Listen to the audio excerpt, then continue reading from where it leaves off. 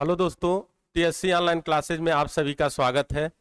आज की क्लास में हम रेलवे की पिछली परीक्षाओं में पूछे गए प्रश्नों को सॉल्व करेंगे और उनके बारे में जानेंगे। चलते हैं प्रश्न की तरफ।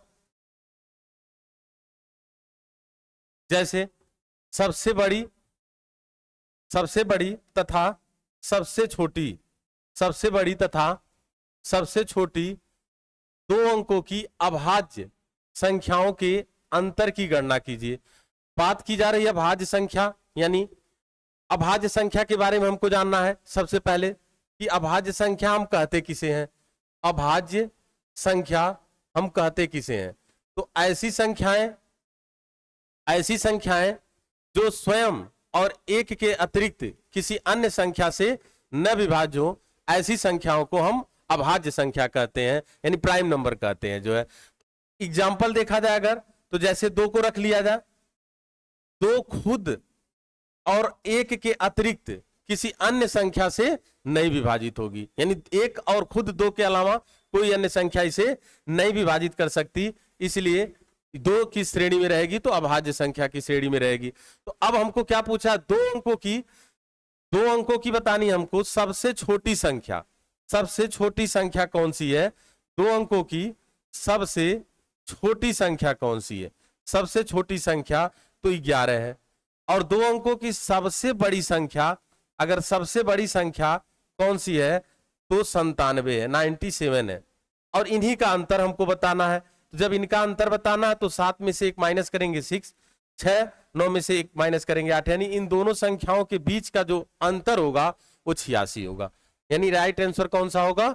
86, डी आंसर ऑप्शन, यानी D answer option 86 right answer होगा। तो जो लोग सॉल्व कर रहे हैं तो सॉल्व करते चलें और प्रश्न का जो आंसर है उसे कमेंट करते रहें। आगे बढ़ते हैं, अगले प्रश्न को सॉल्व करें। आप लोग अगले प्रश्न को देखें और इन्हें सॉल्व करें। क्या है प्रश्न है 2 पे पावर या घात 9, 3 पे घात 5, 5 पे घात 4, 7 पे घात 6। यहां 2 जो है आधार है और 9 2 की घात है। अगर वही इंग्लिश की बात करें तो 2 बेस है और जो 9 है, यानी 2 जो है बेस है, जो 9 है 2 की पावर है। ऐसे ही 3 बेस है और 5 3 का पावर है। ऐसे ही 5 बेस है और 4 जो है 5 का पावर है। इस तरह से हमको इनके कितने गुणक विषम संख्याएं, यानी ये पूछ रहा है कि जो संख्याएं दी गई हैं गुणे में आधार घात के रूप में, इसको कुल कितनी अभाज्य संख्याएं विभाजित कर सकती हैं, कुल कितनी इसे कुल कितनी विषम संख्याएं विभाजित कर सकती हैं। तो यहां देखिएगा, चूंकि हमें विषम संख्याएं चाहिए तो इनके जो आधार है सम है उन्हें हम तुरंत काट देते हैं, इनसे नहीं मतलब, क्योंकि सम है, विषम चाहिए तो सम रह करके विषम में गुणा कराएंगे तो सम ही मिलेगा, इसलिए इनको सरलीकरण करके खत्म कर देते हैं, मतलब इसको काट देते हैं। अब इनकी जो बची है संख्याएं उनकी घातों में एक एक जोड़ते हैं। जैसे 3 पे पावर 5 है तो 5 में 1 जोड़ेंगे 6, ऐसे ही 5 पे पावर 4 है, 4 में 1 जोड़ेंगे 5, और 7 पे पावर 6 है, 6 में 1 जोड़ेंगे 7 का आपस में गुणा करा देंगे और हमें आंसर मिल जाएगा। यानी एक एक जोड़ देना, हमको एक एक जोड़ के गुणा करा देना है। तो 6 गुणे 5 30 गुणे 7 बराबर 210, यानी 210 आंसर ऑप्शन में है सी, यानी C answer option right answer होगा। इंग्लिश मीडियम के भी जो बच्चे हैं वो अपना इंग्लिश में भी उनका सवाल है, अपना सॉल्व करें और आंसर दें। आगे बढ़ते हैं, अगले प्रश्न की तरफ चलते हैं। यहां पे इनको भी सॉल्व करें आप लोग। जैसे 2 पे पावर 7 इंटू 3 पे पावर 4 इंटू 5 पे पावर 3 इंटू 7 के कितने गुणनखंड सम है? कितने गुणनखंड सम है, यानी कितनी सम संख्याएं हैं जो इन्हें विभाजित कर सकती हैं। सीधे अपने लैंग्वेज में जाने हम लोग कि कितनी सम संख्याएं हैं जो इन्हें विभाजित करती हैं। तो सम संख्याओं के लिए हम क्या करते हैं, सम, जैसे यहां बेस देखें तो 2 3 5 7 में जो 2 है वह सम है, तो सम की घात में हम कुछ नहीं जोड़ते हैं, वैसे ही लिख लेते हैं। गुणे में जो बाकी विषम की घातें हैं, जैसे 3 पे पावर या भाज्य की घातें हैं, 3 पे पावर 4 है तो इस पावर 4 में 1 जोड़ेंगे गुणा कराएंगे 5, फिर 5 पे पावर 3 है तो 3 में 1 जोड़ेंगे 4 गुणे 7 पे कुछ नहीं, लेकिन पावर कोई भी संख्या हो उस पे सदैव एक घात होती है, एक पावर होता है, 1 में 1 जोड़ेंगे कितना हो जाएगा 2, आपस में गुणा करा देंगे। तो इस प्रकार 7 गुणे 5 35 गुणे 2, 35 गुणे 2, यहां देखा 35 गुणे 2 70 और गुणे 4 करेंगे तो 280 हो जाएगा। जिस आंसर ऑप्शन में राइट आंसर हो जाएगा, आंसर ऑप्शन भी राइट आंसर हो जाएगा कि इन संख्याओं के कितने गुणनखंड सम है, तो हमारा आंसर क्या होगा 280।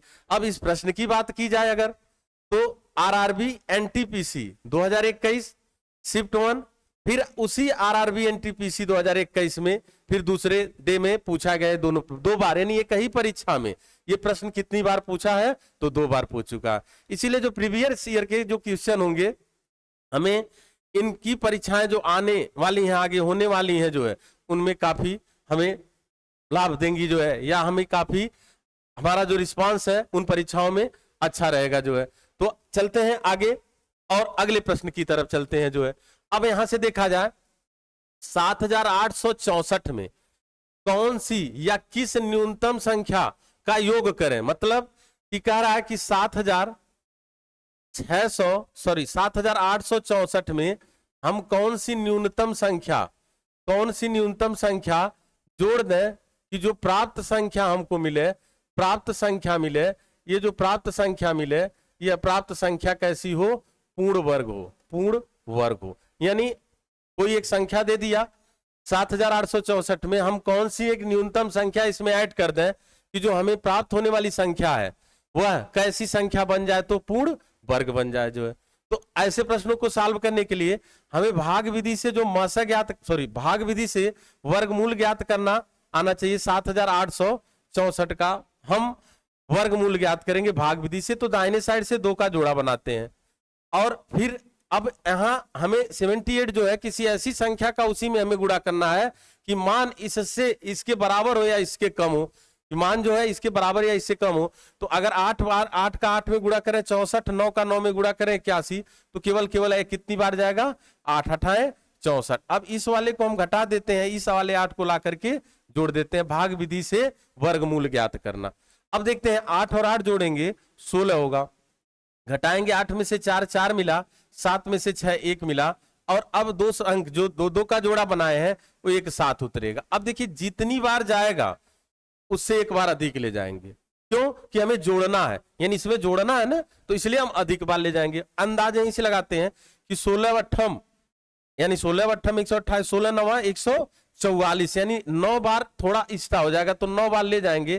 तो 9 9 81 को एक हाथ में बचा हमारा 8, 9 6 54, और 54 और 8 हम जब करेंगे तो 54 और 4 54 और 6 60 2 62, यानी 2 हो जाएगा, 6 बचा, 9 कम 9 6 आपका 15 हो जाएगा, 9 6 कितना हो गया 15। अब देखिए इधर से इधर घटा देते हैं, तो 11 में से 4 कितना मिला हमको 7, फिर यहाँ 1 बचा, 11 में से 6 कितना बचा आपका 5, यानी 11 में से 6 5 11। अब चूंकि यहां से हासिल ले चुके थे हम, तो यहाँ 4 में से 4 0, तो कौन सी संख्या हम न्यूनतम जोड़े 57, कौन सी न्यूनतम संख्या जोड़ दें 57, यानी कौन सी संख्या न्यूनतम जोड़ दें तो 57। इस भी प्रश्न को देखें तो आरआरबी की एनटीपीसी 2016 में पूछा गया प्रश्न है, 2016 में पूछा जा चुका प्रश्न है कि 7864 में कौन सी न्यूनतम संख्या जोड़ दे कि मान पूर्ण वर्ग हो जाए। और इस प्रकार से जब जोड़ने के लिए कहें तो हम एक बार, जैसे 8 बार जा रहा था, ले कितनी बार गए अंतिम बार 9 बार, ताकि हमें जोड़ना है इसमें। तो जब मान इधर से इधर घटाएंगे जो भी आएगा जोड़ी जाने वाली न्यूनतम संख्या ज्ञात हो जाएगी। इसी तरह से अगले प्रश्न की तरफ चलते हैं। अगला प्रश्न है 1 से 10 तक की संख्याओं के वर्गों का योगफल की गणना करें। 1 से 10 तक की संख्याओं के वर्गों के योगफल की गणना करें, यानी 1 से लेकर के 10 तक की सभी संख्याओं का वर्ग करके और जोड़ करके बताएं कि योग उसका कितना होगा। तो इसके लिए योग का फार्मूला है आपका, योग का फार्मूला क्या है कि n कोष्टक में n+1, दूसरे कोष्टक में 2n+1, और बटे कितना लिख देते हैं हम 6, जहां n संख्याओं की संख्या होती है अंतिम संख्या। जैसे 1 से 10 तक संख्याएं लिखेंगे, 1 का वर्ग धन 2 का वर्ग धन 3 का वर्ग धन डॉट डॉट करके 10 का वर्ग तक हमको सबको जोड़ के बताना है। तो जो n होगी अंतिम संख्या कौन सी होगी 10 होगी, यानी क्रमागत संख्याओं के वर्गों के योग पर आधारित प्रश्न है, यानी क्रमागत संख्याओं के वर्गों के योग पर आधारित प्रश्न मिलेगा। हम इस फार्मूले पे जब मान रखेंगे तो हमें योग आसानी से ज्ञात हो जाएगा, क्योंकि 1 से 10 तक की संख्याओं के वर्गों के योगफल की गणना करने की बात कर रहा था। n की जगह हम 10 रखेंगे तो 10 गुणे 10 और 1 11 गुणे 10 दूना 20 और 1 21 और बटे सबके कितना लिखेंगे 6 लिखेंगे। तो 3 से एक बार 3 दूना 6 3 सते 21 2 से 2 पचे 10। अब यहां से बना 11 पचे 55 गुणे 7 7 पचे 35 7 पते 35 और 3 कितना हुआ 38 यानी 385।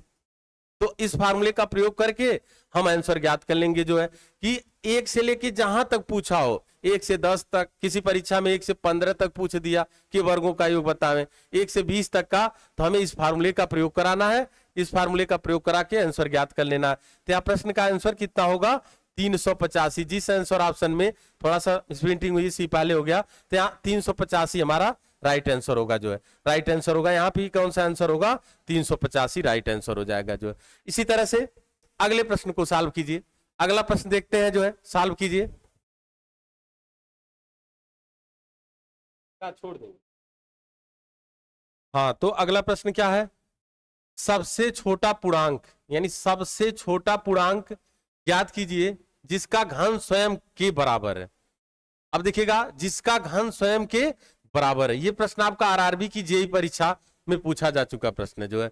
तो यहां देखें, चूंकि हमको बताना सबसे छोटा पूर्णांक, अब पूर्णांक किसे कहते हैं, पूर्णांक किसे कहते हैं, तो समस्त ऋणात्मक संख्याएं, उनके साथ शून्य और क्रमागत यानी प्राकृत संख्याओं के सम्मिलित समूह को हम क्या कहते हैं, प्राकृत संख्या यानी पूर्णांक कहते हैं। मतलब कोई भी संख्या जैसे ऋण में है, जैसे जितने भी ऋण पूर्णांक है, धन पूर्णांक है, उनके साथ अगर शून्य को शामिल किया जाए तो समस्त क्या कहलाते हैं, तो पूर्णांक कहलाते हैं जो है। तो अब पूछ रहा सबसे छोटा पूर्णांक ज्ञात कीजिए जिसका घन स्वयं के बराबर हो। तो अगर बात करें -1 का अगर हम घन करें तो भी हमको -1 प्राप्त होगा, और 1 का अगर हम घन करें तब भी हमें 1 प्राप्त होगा। यानी -1 का हम घन किए तो -1 प्राप्त हुआ, 1 का घन किए तो 1 प्राप्त हुआ। यानी आप जिसका घन कर रहे हैं, जिसका घन स्वयं के बराबर हो, जिसका घन स्वयं के बराबर हो, और उनमें सबसे छोटी संख्या कौन सी है, तो -1 और 1 में छोटी संख्या कौन सी है, -1। आपका प्रश्न का आंसर कितना होगा, तो right answer option A right answer होगा। ऐसे में गलतियां होने की संभावनाएं होती है, तो प्रश्नों को ध्यान से पढ़िए और वहां पूछा क्या है और उस पूछने की शर्त क्या है, उस शर्त के अकॉर्डिंग आप आंसर दीजिए, आपका आंसर कभी नहीं गलत होगा। क्योंकि -1 का घन भी -1 होगा और 1 का घन 1 होगा, तो स्वयं का घन स्वयं के बराबर इसका भी हो रहा है और स्वयं का घन स्वयं के बराबर हो रहा है। लेकिन यहां पूछा क्या है, सबसे छोटा पूर्णांक, तो -1 भी पूर्णांक है, इसलिए हमारा आंसर यहाँ कौन सा होगा, -1 राइट आंसर हो जाएगा जो है। तो ऐसे प्रश्न मिलेंगे आपको जो है, जो थोड़ा बहुत कंफ्यूज करेंगे, लेकिन जब आप बढ़िया से सीखे रहेंगे तो आंसर देंगे। इस प्रश्न का आंसर दीजिए। क्या है प्रश्न, देखिए कि 0.125 पे बार चिन्ह लगा हुआ, ये बार चिन्ह लगा हुआ को परिमेय संख्या के रूप में व्यक्त करें, व्यक्त कीजिए। ये भी प्रश्न आपके आरआरबी जेईई की परीक्षा 2019 में पूछा गया प्रश्न जो है।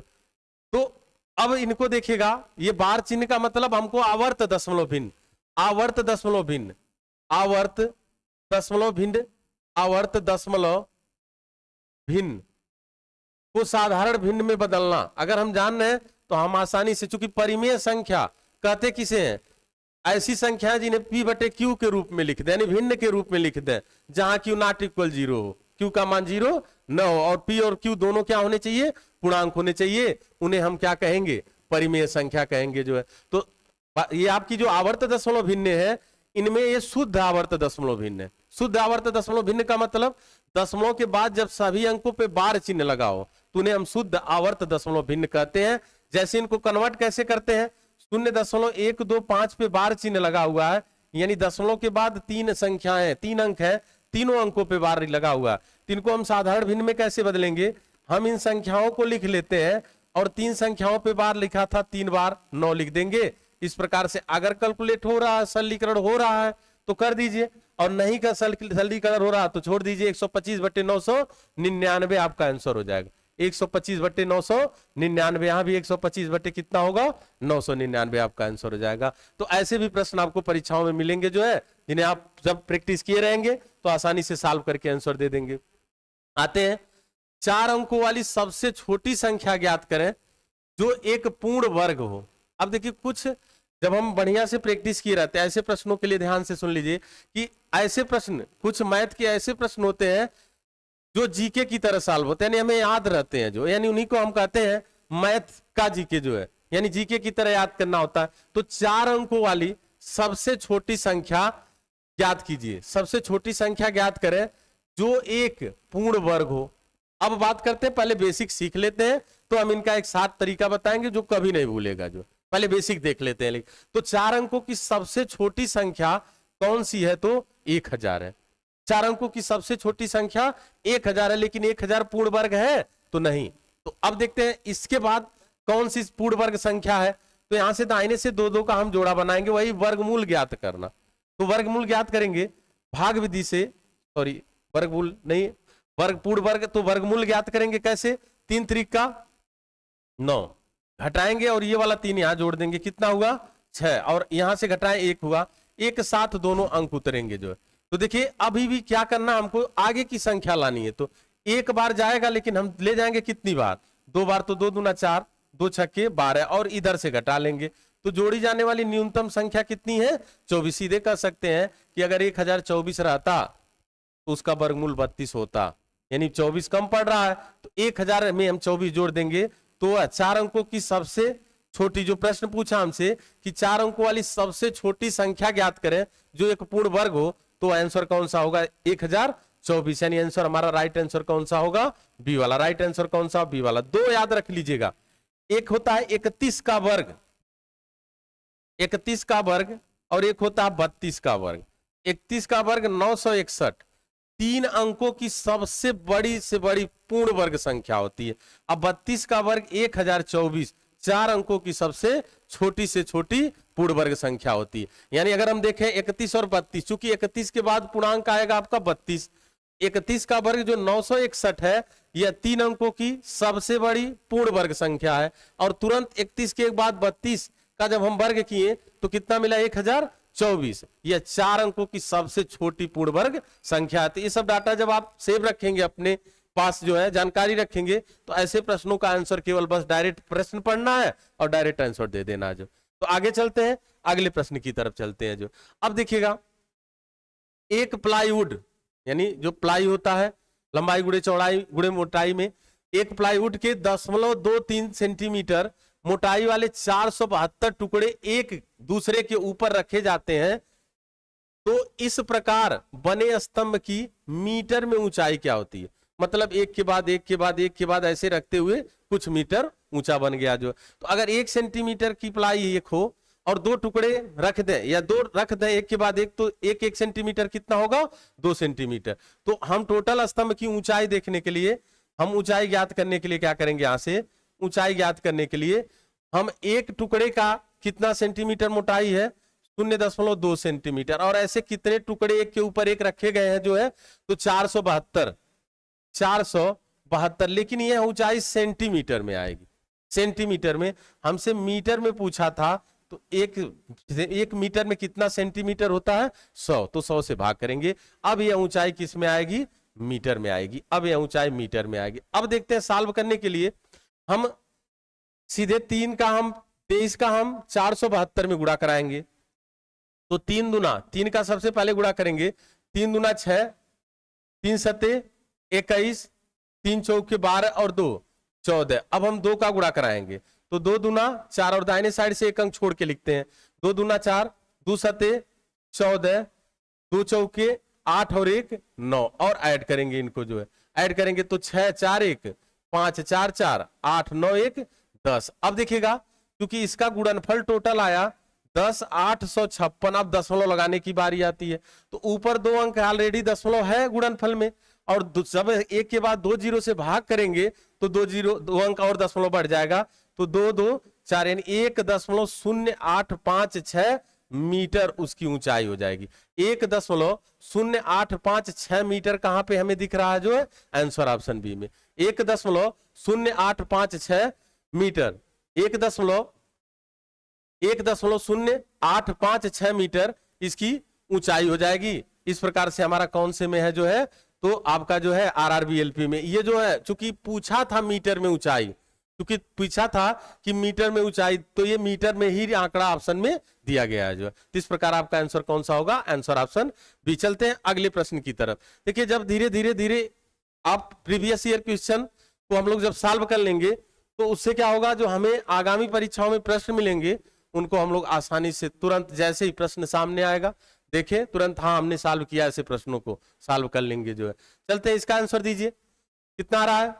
जब किसी संख्या के 8 गुने में, जैसे कोई संख्या है इसके 8 गुने में, कोई संख्या है इसके 8 गुने में, 8 गुने में यानी जैसे कोई संख्या है, जैसे कोई संख्या x है, इसके 8 गुने में, तो इस संख्या का 8 गुना कितना होगा, 8x होगा।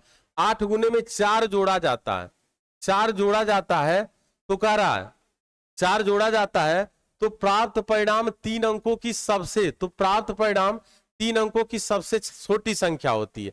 जो प्राप्त परिणाम है 3 अंकों की सबसे छोटी संख्या होती है। तो 3 अंकों की सबसे छोटी संख्या कौन सी है, 100 है।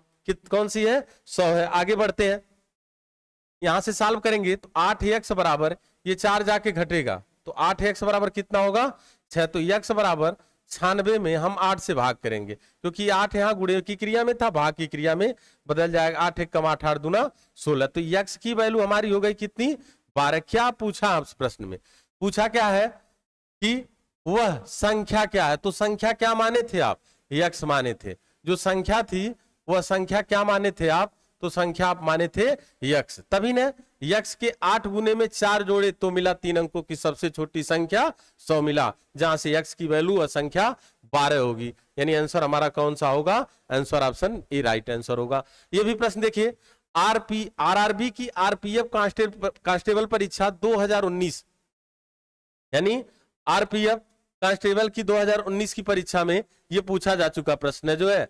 आगामी परीक्षाओं में उम्मीद है ऐसे प्रश्न में मिले और उनको हम सॉल्व करें। अब यहां देखते हैं अगला प्रश्न की तरफ आते हैं। अगला प्रश्न क्या है कि 24 आम के पेड़ है, कहीं पे 24 आम के पेड़ है और आगे 24 आम के पेड़ है, 56 सेव के पेड़ है और 72 संतरों के पेड़ को पंक्तियों में इस प्रकार लगाया जाना चाहिए ताकि प्रत्येक पंक्ति में केवल एक ही प्रकार के, मतलब प्रत्येक पंक्ति में केवल एक प्रकार के पौधे हों। ये जो पेड़ है एक का प्रकार के हों, यानी एक पंक्ति में एक प्रकार, जैसे आम वाला है तो एक पंक्ति में केवल आम के हों, एक पंक्ति में केवल सेव के हों और एक पंक्ति में केवल संतरे के हों। अब कहा है ताकि प्रत्येक पंक्ति में एक ही प्रकार के पेड़ समान संख्या में हों, उन पंक्तियों की न्यूनतम संख्या। तो जब हम पेड़ों की संख्या पंक्तियों में अधिकतम रखेंगे तभी हमें पंक्तियों की न्यूनतम संख्या प्राप्त होगी। तो ऐसे करने के लिए हम इन आंकड़ों का यानी 24, 56, 72 का HCF यानी महत्तम समापवर्तक ज्ञात करेंगे। तो कौन सी बृहत्तम संख्या है जो इनको विभाजित करेगी, तो एक मासा ज्ञात करने की जो 60 विधि है, किसी ऐसी संख्या से भाग दीजिए जो सबको काट दे। तो अगर देखें 8 से 8 त्रिके 24, 8 सते 56, 8 9 72, यानी 8 वह न्यूनतम संख्या है, सॉरी 8 वह बृहत्तम संख्या है जो 24, 56 और 72 को काटेगा। फिर चलते हैं, अब कोई ऐसी संख्या बताइए जो 3, 7 और 9 को काट दे, एक को छोड़ करके, तो कोई संख्या नहीं है। तो अभिष्ट मासा कितना हुआ, 8 हो गया। अब क्या करते हैं हम, अब देखिएगा 8 8 मतलब हर पंक्ति में हमें कितने पेड़ लगाने हैं, तो 8 8 पेड़ लगाने हैं। तो अब देखेंगे यहां ये जो 24 आम के पेड़ हैं इसमें 8 8 का पेड़ लगाएंगे तो कितनी पंक्तियां बनेंगी, 3 पंक्तियां। 56 सेव के पेड़ है, इनमें 8 8 के लगाएंगे तो 8 सते 56, 7 पंक्तियां बनाएंगे आप। फिर 72 जो है संतरे हैं, 8 8 पेड़ लगाएंगे एक एक पंक्ति में, तो 8 9 72, कुल कितनी पंक्तियां होंगी इन्हीं को जोड़ देंगे जो है। तो 9 7 16 3 19 पंक्तियां होंगी। कम से कम कितनी पंक्तियां होंगी? तो 19 पंक्तियां होंगी। आंसर ऑप्शन कौन सा होगा? तो D for dog answer right answer होगा। कौन सा आंसर होगा? तो डी वाला आंसर होगा। यहां भी कौन सा आंसर होगा? तो डी वाला राइट आंसर हो जाएगा। तो ऐसे प्रश्न में जब भी देखिएगा, जब आप पंक्तियों में पेड़ों की संख्या अधिक करेंगे तो पंक्तियों की संख्या न्यूनतम आएगी। यह भी प्रश्न आपका आरआरबी की 2021 की परीक्षा में पूछा गया प्रश्न है जो है। अगले प्रश्न को सॉल्व करिए आप लोग।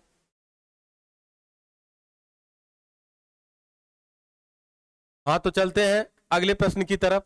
अगला प्रश्न देखते हैं कि चार क्रमागत संख्याओं में से पहली दो संख्याओं का योग चौथी संख्या के बराबर है। चारों संख्याओं के योग का आधा इनमें से किसके बराबर है? ये प्रश्न आपका आरआरबी एनटीपीसी परीक्षा 2021 में पूछा गया प्रश्न है। ये जो प्रश्न है आरआरबी की एनटीपीसी परीक्षा 2021 में पूछा गया प्रश्न है। जैसे यहां कह रहा है चार क्रमागत संख्याएं कोई है, तो क्रमागत संख्याओं में अंतर एक का होता है। जैसे पहली संख्या x है तो दूसरी संख्या x+1 होगी, अगली संख्या x+2 होगी, अगली संख्या x+3 होगी। यही चार क्रमागत संख्याएं हैं, यही चार क्रमागत संख्याएं हैं। अब इसमें क्या कह रहा है कि चार क्रमागत संख्याओं में पहली दो संख्याओं का योग चौथी संख्या के बराबर है। पहली दो संख्याओं का योग, पहली दो संख्याएं यही होंगी, इनका जो योग हो रहा है x+1 चौथी संख्या के बराबर है। चौथी संख्या नहीं कौन सी हम लोग देखे हैं? चौथी संख्या के बराबर है। चारों संख्याओं के योग का आधा इनमें से किसके बराबर है? तो यहां से समीकरण जब हम बनाएंगे तो x 2x धन 1 बराबर x धन 3, तो पक्षांतर करेंगे x से आकर 2x में से घटेगा तो x बराबर, और ये एक धन में उस पार जाके 3 में से घटेगा, x बराबर कितना मिला? 2। तो जब x की वैल्यू 2 आ गई तो संख्याएं कौन कौन सी हैं? संख्याएं कौन सी हैं? तो 2 2 1 3 2 2 4 और 2 3 5, यही संख्याएं हैं। यानी संख्याएं 2 3 4 5। अगर देखें कि पहली दो संख्याओं का योग चौथी संख्या के बराबर हो रहा है जो है, तो सभी संख्याओं के योग का आधा पूछा है। तो चारों संख्याओं के योग का आधा, तो चारों संख्याओं का योग 5 4 9 3 12 2 14 का हम आधा करेंगे तो हमको कितना मिलेगा? 7 मिलेगा। यानी चारों संख्याओं के योग का आधा कितना होगा? तो 7 होगा। और इस प्रकार से आंसर ऑप्शन भी राइट आंसर हो जाएगा। इस प्रकार से आंसर ऑप्शन भी राइट आंसर हो जाएगा। तो जो भी प्रश्न है जो रेलवे की विगत वर्षों यानी पिछले वर्षों में पूछे गए परीक्षाओं में पूछे गए प्रश्न है, उन्हीं प्रश्नों को हम लोग सॉल्व कर रहे हैं। जैसे इस प्रश्न को देखें, क्या है प्रश्न, आप लोग भी सॉल्व करें और आंसर कमेंट बॉक्स में शेयर करें जो है। यानी 2021 की एनटीपीसी परीक्षा में पूछा गया प्रश्न है जो है। क्योंकि ये जो रेलवे की परीक्षाएं होती हैं एक एक महीने चलती हैं, 1.5 महीने चलती हैं। सिलेबस जो होता है उसी सिलेबस के अनुसार प्रश्न लाना होता है। तो कभी कभी एक ही परीक्षा में एक प्रश्न 2 बार 3 बार रिपीट हो जाता है, सेम डाटा के साथ हो जाता है जो। तो इस प्रकार से हमें इन सब प्रश्नों से ही हमको प्रॉफिट होगा कि आने वाली जो रेलवे की एग्जाम है आरआरबी के थ्रू जो परीक्षाएं कराई जाएंगी उनमें हमें लाभ मिलेगा और जरूर मिलेगा जो है। तो चलते हैं, दो संख्याओं का योग 25 है, दो संख्याओं का योग 25 है और उनके बीच का अंतर 15 है। दोनों संख्याओं का अनुपात क्या होगा? तो जब भी देखिएगा दो संख्याओं का योग और अंतर दिया हो तो बड़ी संख्या योग प्लस अंतर बटे 2 होता है और छोटी संख्या योग माइनस अंतर बटे 2 होता है। अनुपात बना लीजिए, सीधे सीधे आंसर हो जाएगा। तो 25 और 15 जब जोड़ेंगे तो 40/2 अनुपात 25 में से 15 घटाएंगे तो कितना बचेगा हमारा? 10/2। तो अनुपात में 2 से 2 खत्म, 0 से 0 खत्म, तो हमारा आंसर कितने का होगा? 4:1 का। यानी अगर दो संख्याओं का योग 25 और अंतर उन्हीं का 15 है तो उनके बीच का अनुपात 4:1 का होगा, 4:1 का होगा। इस प्रकार जिस भी आंसर ऑप्शन में 4:1 का अनुपात दिखे राइट आंसर बना दीजिए। भी प्रश्न आपका जो कि रेलवे की परीक्षा में पूछा जा चुका प्रश्न है। आप अगले प्रश्न की तरफ चलते हैं। अगला प्रश्न क्या है? अगला प्रश्न है कि दो संख्याओं का योग 20 है और उनका गुणनफल 96 है, उन दोनों संख्याओं का अंतर ज्ञात करिए। वैसे तो कुछ प्रश्न ऐसे होते हैं जो हमें दिख जाएंगे। दिखने का मतलब क्या होता है कि जैसे दो संख्याओं का योग 20 है और उनका गुणनफल 96, तो कौन सी ऐसी दो संख्याएं हैं जिनको जोड़े हम तो 20 आवे और गुणा करें तो 96 आवे? तो ऐसी संख्याओं की दोनों संख्याएं 12 और 8 अगर रखते हैं तो 12 8 जोड़ेंगे तो 20 होगा, और 12 और 8 96, यानी गुणनफल 96 होगा। तो क्या पूछा, संख्याओं का अंतर कितना होगा, तो अंतर कितना होगा, 4 का अंतर होगा। जिस आंसर में होगा सही कर देंगे। लेकिन बाई चांस हम न पढ़ पाए, बड़ा आंकड़ा हो, तो अब क्या करेंगे, तब के लिए देखते हैं, तब के लिए हम क्या करेंगे कि जैसे दो संख्याओं का योग, संख्याएं x और y अगर है तो इनका योग 20 है और इनका गुणनफल x y बराबर कितना है, आपका 96 है। x माइनस वाई यानी अंतर पूछा है, और हमें पता है x माइनस वाई का होल स्क्वायर बराबर x प्लस वाई का होल स्क्वायर माइनस 4xy होता है। ये बीजगणितीय फार्मूला है।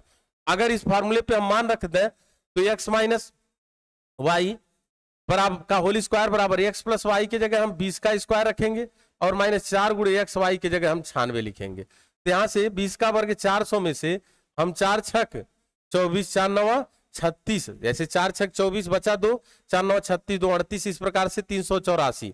अब घटाएंगे, जब 400 में से 384 घटाएं तो 16 आ गया। तो x माइनस वाई का होल स्क्वायर बराबर 16 के, तो x माइनस वाई बराबर कितना होगा, कड़ी में 16 जिसका वर्गमूल कितना होगा 4। तो दोनों संख्याओं का हमसे पूछा था अंतर कितना होगा, तो अंतर कितने का है। अच्छा, लेकिन इस नियम का प्रयोग आप तभी करिए जब आंकड़ा बड़ा हो, आंकड़ा बड़ा हो, आप पहुंच न पा रहे हो कि कौन सी दो संख्याएं ऐसी हैं जिनका योगफल 20 और गुणनफल 96 होगा, तब इन नियमों का प्रयोग करें। अन्यथा अगर आपके पहुंच में है संख्याएं जिनको दोनों शर्तों को पूरा करा देते हैं तो आप तुरंत आंसर ज्ञात कर लें, जो है कि संख्याएं कौन सी हैं, संख्याएं कौन सी हैं, तो हम संख्याओं का अंतर गुणनफल जो भी पूछा रहेगा या दिया रहेगा ज्ञात कर लेंगे। इसी तरह से अगले प्रश्न की तरफ चलते हैं।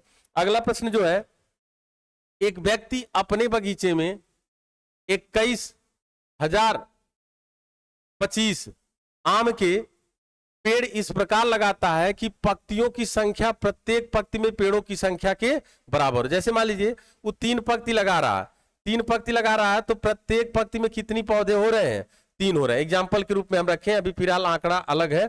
जैसे 3 पंक्ति है तो हर पंक्ति में कितने पौधे होने चाहिए, 3। तो कुल पौधे कितने होंगे, 3 का वर्ग कितने होंगे, 9। तो हम क्या करेंगे, ये वर्ग दिया गया है पेड़ों की संख्या का, हम क्या करेंगे, इनका वर्गमूल ज्ञात कर दें। अभीष्ट वर्गमूल जो होगा वही हमारा आंसर हो जाएगा। यानी वर्गमूल किसका ज्ञात करना है, 21,000 और कितने का है, 25 का हमको वर्गमूल ज्ञात करना, 21,025 का वर्गमूल ज्ञात करना। तो ऐसे में हम क्या करते हैं, दाहिने साइड से 2 का जोड़ा बनाते हैं, दाहिने साइड का 2 का जोड़ा बनाते हैं, जो नहीं बना जिसका उसी क्रम में छोड़ देते हैं। अब देखिए, किसी ऐसी संख्या का आपस में गुणा कराइए जिसका मान 2 या 2 से कम हो, तो 1 1 कम 1, और इस प्रकार से इस वाले 1 को लाकर यहां जोड़ेंगे और इसको घटा देंगे। तो यहां हो गया 2, यहां घटा 1, अब 2 अंक एक साथ उतरेंगे, जैसे 10।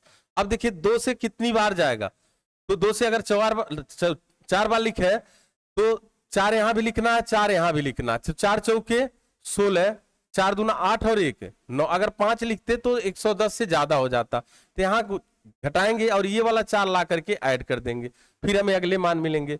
तो घटाएंगे, 10 में से 6 कितना बचा हमारा, 4। यहाँ बचा आपका 0, 10 में से 9 कितना बचा, 1 बचा 14। अब यहाँ हमको मान मिला कितना, 28। फिर 2 अंक साथ उतारेंगे, 25 उतरेगा। अब फिर एक अंदाज लगाते कितनी बार जाएगा, तो 28 गुणे अगर हम देखें 5 × 40, 5 दूना 10, 4 14, लगभग कितनी बार जाएगा, तो 5 बार जाएगा। तो 5 बचे 25, 5 × 40 2 42, 5 दूना 10, 4 14, और यहीं आकर के सब कटपीट के समाप्त हो गया। तो वर्गमूल कितना आया, वर्गमूल आया हमारा 145। तो 145 पंक्तियां हो और प्रत्येक पंक्ति में अगर 145 पौधे लगाए जाएं तो कुल पौधे की संख्या कितनी होगी, तो 21,025 हो जाएगी। इस प्रकार से हमारा 145 right answer option C right हो जाएगा जो है। तो ऐसे भी प्रश्न आपको मिलेंगे जो है, जो कि परीक्षाओं में पूछे जाएंगे। तो फिलहाल आगे बढ़ते हैं, अगले प्रश्न की तरफ चलते हैं। जो अगला देखिएगा फिर से अभाज्य संख्या के बारे में, यानी निम्न में से कौन सी 1 से 20 तक अंकों में अभाज्य संख्या यानी अभाज्य अंक श्रृंखला है। अभाज्य अंकों की कौन सी श्रृंखला हो रही है, जो है अभाज्य अंकों की कौन सी श्रृंखला हो रही है।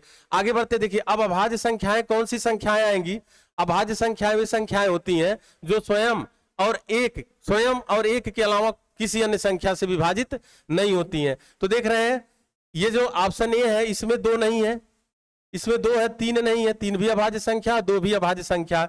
यहां देखते हैं 2, 3, 5, 7, 11, 13, 17, 19। इस प्रकार से ये जो सीरीज है 1 से 20 तक की अंकों में समान। यहां देख रहे हैं तो 1 को ऐड कर दिया, 1 न तो भाज्य और न तो अभाज्य है, तो इसलिए ये भी आंसर नहीं होगा। कौन सा आंसर ऑप्शन होगा? सी वाला। यानी कौन सा आंसर ऑप्शन होगा? सी। यानी हमको बताना है कि इन सीरीज में, इन ऑप्शनों में कौन सी जो संख्या है 1 से 20 तक के अभाज्य अंक श्रृंखला है, तो आंसर ऑप्शन इसका कितना होगा? सी वाला आंसर ऑप्शन हो जाएगा।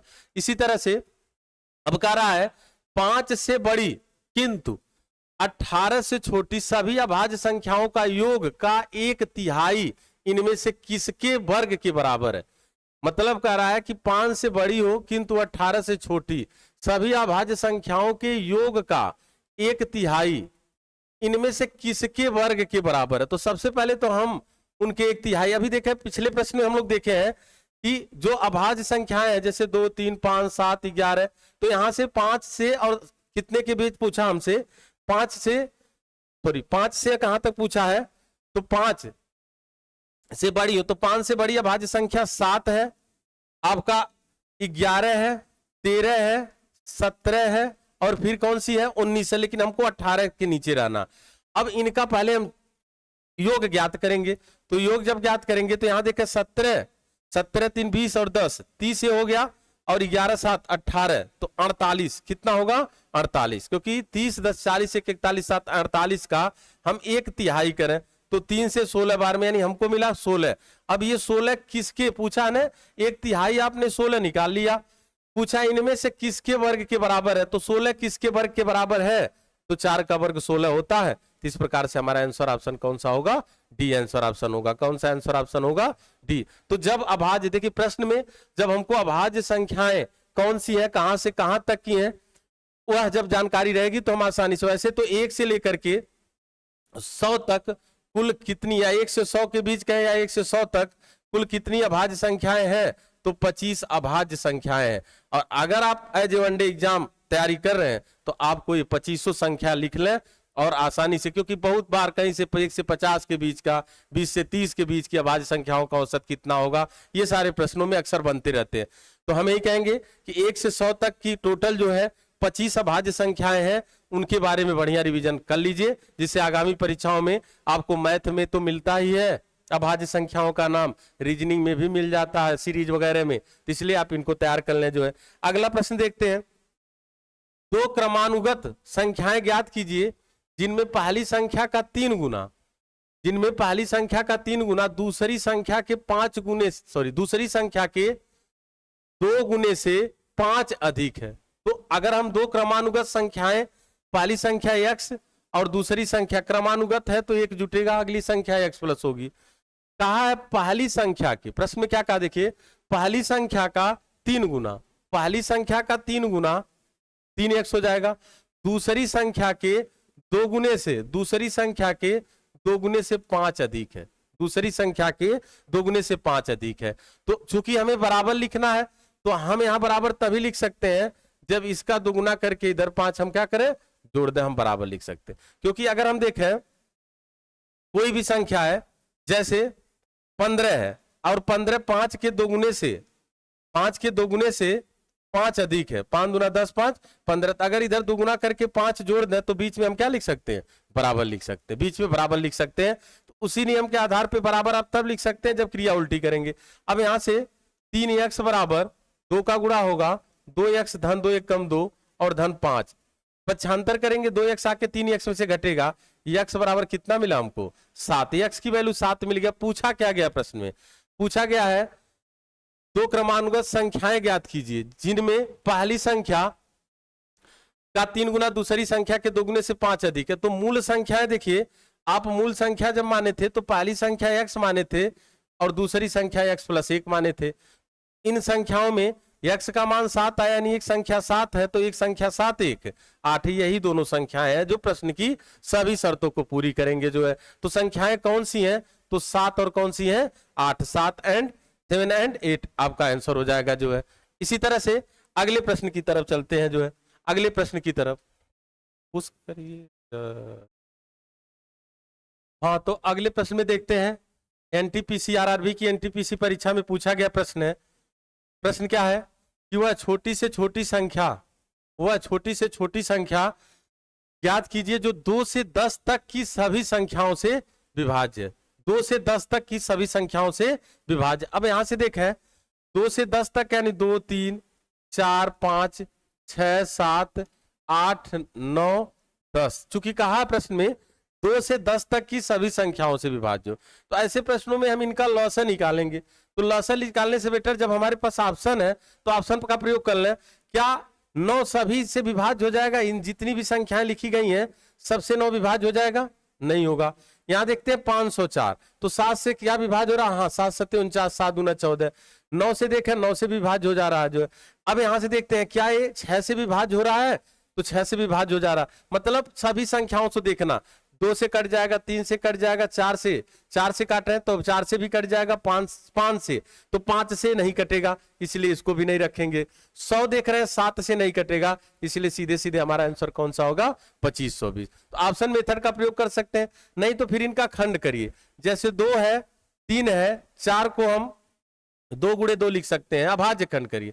5 है 6 को हम 2 गुणे 3 लिख सकते हैं। फिर आपका 7 है 8 को हम 2 गुणे 2 लिख सकते हैं, 2 गुणे 2 लिख सकते हैं। फिर 9 है 3 गुणे 3 लिख सकते हैं, और 10 को 2 पचे 10 लिख सकते हैं। तो इसमें देखिएगा 2 वाले में अधिकतम खंड कितना है? तो यहाँ है, यानी 2 गुणे 2। 3 वाला अधिकतम खंड कितना है? देखिए तो यहाँ 2 बार अधिकतम है, 3 गुणे 3, फिर एक बार 5 है, और फिर एक बार गुणे में कौन सा है? 7 है। इसका आपको गुणा कराना पड़ेगा। अगर ऑप्शन मेथड नहीं सॉल्व कर रहे हैं तो यहां से लसन निकालेंगे, तो 2 दूना 4 दूना 8, गुणे 3 त्रिक का 9, और गुणे 5 सते 35। अब यहां से देखिएगा जब इनका गुणा कराएंगे तो 8 पचे, पहले 8 और 35 का गुणा कर लें, तो 8 पचे 40, 8 त्रिक 24, 4 28, और गुणे अब 9 कर लें तो 0 हो गया। 9 से 9 8 72, 2 7 बचा, 9 दूना 18 और 7 25। इस प्रकार से हमारा आंसर ऑप्शन कौन सा सही आंसर होगा? 2520, यानी 2520 वह न्यूनतम संख्या है जो 2 से 10 तक की सभी संख्याओं से विभाज्य होगा, कटेगा जो है। तो इस प्रकार से यहां भी आंसर ऑप्शन कौन सा होगा? 2520 राइट आंसर हो जाएगा। अगले प्रश्न पे बढ़ते हैं। इसी तरह से अगला प्रश्न जो है, निम्नलिखित में से कौन सी 3 अंकों की सबसे बड़ी संख्या है जो किससे विभाज्य है? 13 से विभाज्य है। तो हमें पता होना चाहिए कि 3 अंकों की सबसे बड़ी संख्या कौन सी है? तो 999 है। ये चेक करना है 13 से विभाज्य है कि नहीं है। तो आपको पता है कि 999 में हम कुछ जोड़ नहीं सकते, अगर एक भी जोड़ देंगे तो 4 अंक हो जाएंगे इसमें, इसलिए इसी में से कुछ घटा के हमें आंसर देना है। तो 13 सत्ते 91 घटाएंगे, कितना बचा हमारा? 9 में से कितना बचा? 8, यहाँ कट गया, फिर हम 9 उतार लिए। अब देखिए कितनी बार जाएगा? 13 छक 78, 13 सत्ते 91, तो 6 बार जाएगा। 13 छक कितना बचा? 78। अब घटा देंगे इसी में से, तो आपका 9 में से 8 कितना बचा? 1, 8 में से 7 कितना बचा? 1, यानी 11 अगर कम रहता 999 में से 11 अगर कम रहे तो 13 से 76 बार में कट जाएगा। तो हम यहाँ क्या करेंगे? 999 में से हम 11 माइनस करा देंगे। तो इस प्रकार से हमें आंसर के रूप में कौन सी संख्या मिलेगी? 988 और 3 अंकों की सबसे बड़ी संख्या होगी जो 13 से विभाज्य होगी, इस प्रकार से आंसर ऑप्शन कौन सा होगा? Right answer C answer option होगा। तो ऐसे प्रश्नों में हम इस तरह से या इस नियम से आंसर दे देंगे जो है। आगे बढ़ते हैं, अगले प्रश्न की तरफ चलते हैं जो है। अब पूछा देखिए 171, 172, 173 गुणे में है, तो 17 से विभाजित करने पर प्राप्त शेषफल ज्ञात कीजिए। भी आपका आरआरबी ग्रुप डी परीक्षा 2022 में पूछा गया प्रश्न है जो है। तो हम ऐसे प्रश्नों को सॉल्व करने के लिए, जैसे 171 गुणे 172 गुणे 173 और बटे हमको भाग करना किससे? 17 से। तो इसमें भाग देके देखते हैं शेष कितना बचा। तो 17 से 10 बार में 1 शेष बचेगा, 10 बार में 2 शेष बचेगा, और 10 बार में कितना? 3। इनका फिर से आपस में गुणा करा लेते हैं। इनका जैसे 1 गुणे 2 गुणे 3 का 3 दूना 6 कम 6 बटे 17। अब देखिए फिर हम 17 से भाग करते हैं, जो भी मान प्राप्त होता है। तो चूंकि 6 है, 17 से भाग करेंगे तो शेषफल कितना बचेगा? 6 ही बचेगा। इस प्रकार से हमारा आंसर यहाँ आंसर ऑप्शन कौन सा होगा? तो D answer option right answer होगा। डी आंसर ऑप्शन कौन सा होगा, राइट आंसर हो जाएगा। तो ऐसे प्रश्नों में अगर यहाँ मान लीजिए ऐसा मान होता 17 से अधिक होता तो जितनी बार जाता ले जाते, जितना शेषफल बचता वही आंसर दे देते। तो इस प्रकार से शेषफल कितना हुआ, 6 राइट आंसर हो गया।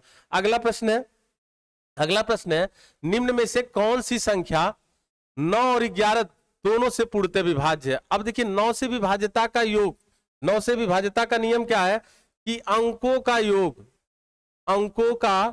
योग अगर 9 से विभाज्य है तो संख्या 9 से विभाज्य होगी। यानी 9 कोई संख्या 9 से विभाजित होगी कि नहीं विभाजित होगी, उसको ऐसे चेक कर लेते हैं। 11 से विभाज्यता का नियम क्या है कि एकांतर क्रम में, जैसे दाहिने साइड से एकांतर क्रम में हम अंकों को जोड़ते हैं तो 8 2 10 और 10 7 17, फिर माइनस, अभी जो नहीं जोड़े उनको जोड़ते हैं 1 7 8 और 2, नहीं आपका 7 2 9 1 10, घटाएं अगर अंतर शून्य या 11 का गुणज, जैसे 11 22 33, यानी हम क्या कहते हैं 11 की से विभाज्य संख्याएं कि सम और विषम स्थानों के अंकों के योग का अंतर शून्य या 11 का गुणज हो तो संख्या 11 से विभाज्य होगी, यानी यह संख्या 11 से विभाज्य नहीं है। यहां देखते हैं 8 0 और 1 जोड़े तो कितना हुआ 9, माइनस, फिर जो नहीं जोड़े जैसे 9 और 0 जोड़ दिए 9, इस प्रकार से ये शून्य हो गया। तो संख्या 11 से विभाज्य है। दूसरा 9 से देख लेते हैं तो अंकों का योग देखिए 9 1 10 8, 18 9 से विभाज्य है। इस प्रकार से यह संख्या 9 और 11 दोनों से विभाज्य होगी। ये संख्या जो होगी 9 और 11 दोनों से विभाज्य होगी। तो रेलवे के पिछले वर्ष के एग्जामों में पूछे गए प्रश्नों को, कुछ प्रश्नों को आपके समक्ष रखा गया, उन्हें सॉल्व भी किया गया। आप लोग भी इनको सॉल्व करिए और जो भी इनके आंसर्स हैं जो है कमेंट बॉक्स में शेयर कीजिए। फिर मिलेंगे अगली क्लास में, तब तक के लिए जय हिंद जय भारत।